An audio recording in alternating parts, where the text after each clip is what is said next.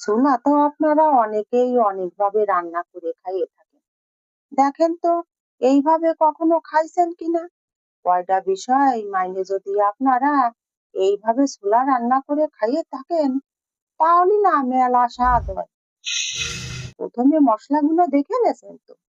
জিরে, গরম মসলা আর গোলমরিচ দিছি। খুব সহজ আর তাড়াতাড়ি বিকেলের খাবারের জন্য। বিকেলের খাবার রাঁধতে রাঁধতেই যদি রাত্রি হয়ে যায়, তাহলে আর খাবো কখন? এই কথা চিন্তা করে সহজে তাড়াতাড়ি কয়টা বিষয় খেয়াল রেখে আমি এই ছোলাটা রান্না করতেছি, যাতে অনেক স্বাদের হয়। আপনারাও একটু দেখেন তো এইভাবে আপনারা কখনো করে খাইছেন কিনা। না হলে আমারটা দেখে একবার করে খাইয়ে দেখবেন কি স্বাদের হয়।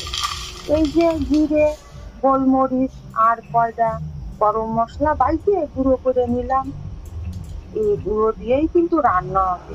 আর এই যে ছোলাগুলো একটু সিদ্ধ করে নিচ্ছি, আর করে নিলাম তেঁতুলির জল।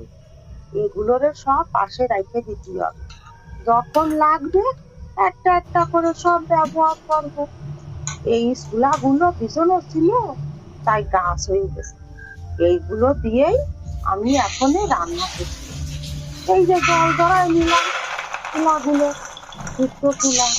এখন কতগুলো রসুন কুচি, পেঁয়াজ কুচি দিয়ে সব ছোলাগুলোরে খাইলে লবণ, আদা কুচি দিয়ে ভালো করে নাড়িয়ে চাড়িয়ে দুটো কামরাঙ্গা মরিচ কাটিয়ে দিলাম।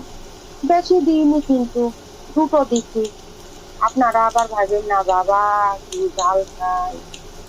আমরা একটু ঝাল খাই ঠিক, তারপর ওই যে গুঁড়ো যে মশলা ছিল তার থেকে খানিকটা দিলাম, আর দিলাম তেঁতুলির জল। আর স্বাদটা যেন সব ঠিক মতো হয়, সব ঠিক, সেই জন্য দিলাম একটু চিনি। আপনারা চালে দিতে পারেন, না ইচ্ছে করলে না দেবেন। এইবার উপর দিয়ে দিলাম পেঁয়াজ কুচি, মরিচ কুচি। হয়ে গেল।